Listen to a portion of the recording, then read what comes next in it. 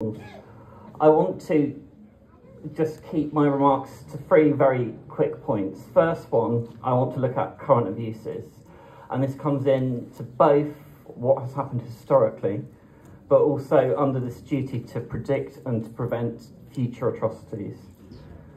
So we see, still today, we see a massive amount of forced disappearances. Since the Civil War, estimates range, but around 100,000 Tamils have disappeared. 18,000 names were given to a commission in Sri Lanka to identify where these missing people are. That was given to a commission 4 years ago. They identified 16 are still alive, 3 are dead, but they have given no rest on the remaining 17,983 people. That's horrendous. It's less than 0.1% of the people on that list.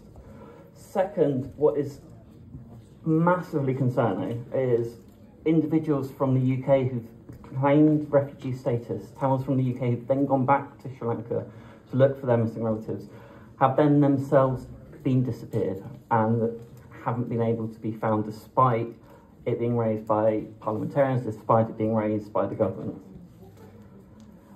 Second is the use of the Prevention of Terrorism Act, an act that is being used to inflict fear and violence on Sri Lanka's minorities. Third is the destruction of Tamil graveyards, and alongside with that, attacks by police and armed forces on people who go to these graveyards to mark war dead. This was even the case just last week, where police arrested school-aged children for visiting bulldozed graveyards of Tamil war dead. Final three really key areas in current abuses is denial of clean water and development aid.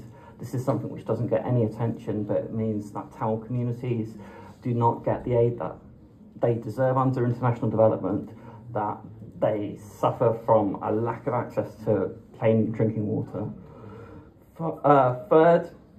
Second on this list is, and this is really key for future atrocities, is a massive increase in hate speech and divisive political rhetoric we're seeing. Every mass atrocity that I work on, it always has similar themes, and one of the early warning signs of future mass atrocities is always the othering of a particular group, the scapegoating of a particular group, and the use of hate speech and divisive political language. And we are seeing more and more of that in Sri Lanka. This should be a sign under that duty to predict and to prevent future atrocities, and this really needs to be a wake-up to the international community. And finally, there is a large history of the use of rape and sexual violence against Tamil women. Unfortunately, that still continues, and it's received no real international attention, despite states like the UK and the US making that a priority in their foreign policy. So that brings me on to international action. What does the international community need to do? And in the case of the Tamils, it really has been a failure of 70 years of international policy, which has led to the situation we are in. But that isn't an excuse not to act today. First, Teresa Villiers mentioned earlier, and I know others will be very aware of this, is the use of human rights sanctions. The legislation in the US and Canada is practically identical to the legislation in the UK. It was taken from the same book, from the same briefings. So if individuals where the weight of evidence is high enough that Canada and the US consider them guilty of war crimes or crimes against humanity and are imposing Magnitsky-style sanctions, that really should be happening in the UK, as that burden of proof has already been exceeded in those 2 other states. Second, there needs to be justice and accountability. There needs to be a process where the perpetrators are held accountable, whether that's through referrals to the ICC or the ICJ. Domestic mechanisms, there has to be, for a peaceful solution for an end to the current atrocities, there has to be justice. The fact that no one has been found guilty of war crimes in Sri Lanka. I believe one soldier was tried but then pardoned by the current president, is outrageous, and it goes against the weight of evidence and the weight of international opinion.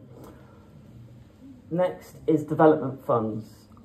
Tamil areas cannot continue to be excluded from international development.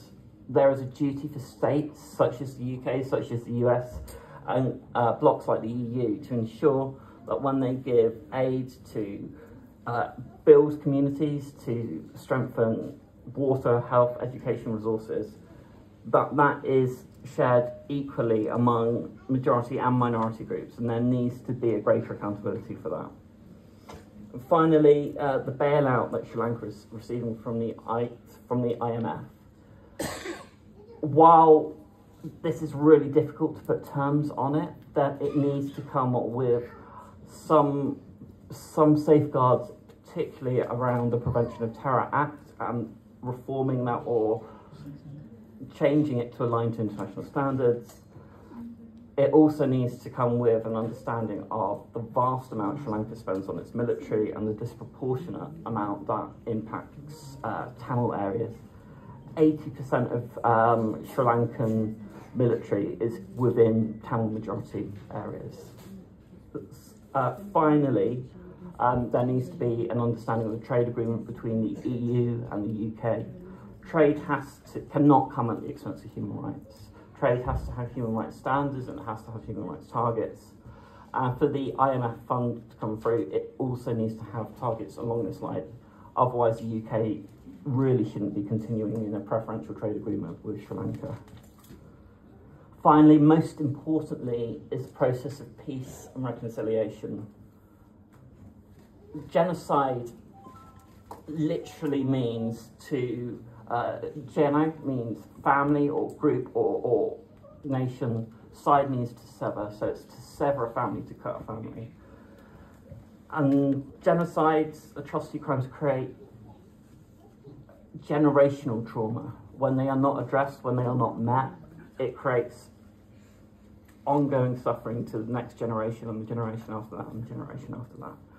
And the only way that this can be addressed, the only way that this can be met is through a meaningful peace and reconciliation process, similar to what happened in Rwanda, similar to what happened in South Africa.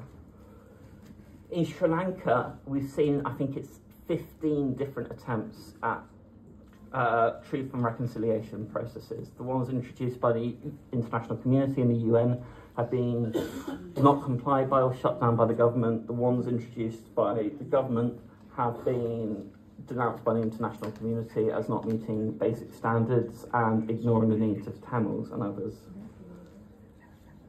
Restorative justice has to be a part of this. Lands that have been taken, lands that continue to be taken, should be restored. Businesses that were closed or taken over by the army needs to be returned. And there needs to be reparations for loss of lands, loss of property, but also financial reparations for loss of life and disappearances. So to pull these to a close, what we should be doing as an international community, there is a duty to act to prevent further and future atrocities in Sri Lanka. There is a clearly identifiable risk of future atrocity crimes. The use of hate speech, the use of divisive language really shows us that time and time again that when this is not addressed, there will be atrocities in the near future. This more than meets the requirement for extra sanctions, for conditions on human rights and trade. There also needs to be that focus on truth, reconciliation and peace building, which puts the victims, puts those who are most affected first and foremost, not whitewashing exercise by the government or an international community which isn't victim-led.